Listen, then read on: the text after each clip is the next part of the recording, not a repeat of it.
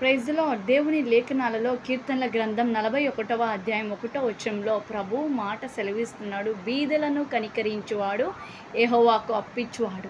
బీదలను కనికరించుట అనగా ఆహారం లేక అలమటిస్తున్న ప్రజలను, వస్త్రములు లేక బాధపడుతున్న ప్రజలను, నిజముగా హీన దశ అనుభవిస్తున్న బిడ్డలను, నిజముగా దారిద్ర్యపు స్థితిని అనుభవిస్తున్న బిడ్డలను కనికరించమన్నాడు.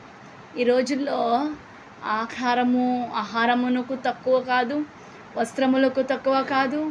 వారు నివసిస్తున్న విధానములు సమృద్ధి కలిగిన వారిగానే ఉంటారు. అట్టి వారిని కాదు. దేవుని వాక్య లేఖనాలలో దేవుడు ఒక మాట తెలియజేస్తున్నాడు. నిజముగా దరిద్రపు స్థితి, బీదలైన వారు, ఆహారం లేక, వస్త్రములు లేక, దీన దశలో. దేవుని వాక్యంలో లాజరు ఒక వ్యక్తి ఉన్నాడు. లాజరు వ్యక్తి దరిద్రపు స్థితిలో ఉన్నాడు, దీన స్థితిలో ఉన్నాడు. అయితే అతని ఇంటి దగ్గర ధనవంతుడని ఒక వ్యక్తి ఉన్నాడు. ఆ ధనవంతుడైన వ్యక్తి లాజరును చూసి కనికరపడలేదు. తన స్థితిని చూసి కనికరపడలేదు. తన దారిద్ర్యపు స్థితిని చూసి కనికరం పడలేదు. నిజముగా బీదలైన వారిని కనికరించమని దేవుని వాక్యం తెలియజేస్తుంది.